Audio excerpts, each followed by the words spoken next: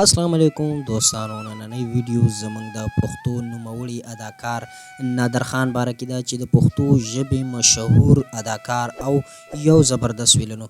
دوستانو هغه په کوم تاریخ دغه فلمونو ته راغلی او هغه اصلي د کوم ځای او د هغه د زندګۍ خاتمه بیا څنګه وشوله، ټول معلومات درته په دې ویډیو کې درکوم. ویډیو را سره تر اخره وګورئ. دوستانو نادر خان د افغانستان سره تعلق لرلو چې افغانستان کې هغه د لوګر ولایتو. کله چې افغانستان کې حالات خرابېدل نو هغه د هغې نه ډېر مخکې راغلی او په پېښور کې په یو هوټل کې کار کولو. کله چې هغه په پېښور کې یو هوټل کې کار کولو نو په دغه دوران کې ډایرکټر صابر وسیم چې هغه خپل د ټیم سره په دغه هوټل کې ناست و چې د فلم کهاني ډسکس کوله چې د نادر خان په خیال شو نو هغه ورسره لاهور ته راغی. هغه لاهور ته راغی او په ډایرکشن باندې هغه کار شروع کو او هغه ډایرکټر منیجر شو چې هغه به د صبري پروډکشن له طرفه ډایرکټر منیجر او هغه بلها فلمونه کړي. د نادر خان شوق چې اکټر جوړ شي نو هغه په اولنی فلم غضب کې معمولی غونتې رول ولوبولو چې په هغې وجه باندې مینوالو یعنی پښتنو ډیر زیات خوښ کو.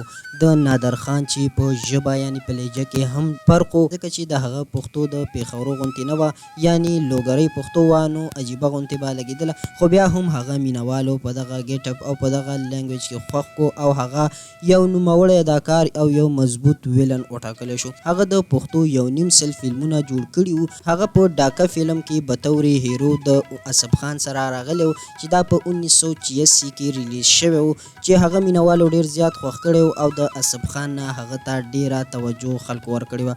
دوستانو په 2008 کې چې هغه کله د جال فلم شوټینګ کولو نو هغه خپل حال احوال عجب ګل ته وویل چې عجب ګل دغه جال فلم پروډیوسر و. نو د عجب ګل د خولې وینا ده چې نادر خان ورته ویلي چې زما ټول سینونه را مخکې که ما سره ټولې 60 ورځې دي. نو عجب ګل وویل چې ما ترېنه پوښتنه وکړه نو نادر خان راته وویل چې ډاکټر راته ویلي چې ستا د پیپړو کینسر دی او تا ته ټولې 60 ورځې پاتې دي. نو په دغه وجه باندې د هغه جال فلم اخرنی فلم و چې دغه هم د پښتو ژبې یو ګټور فلم و.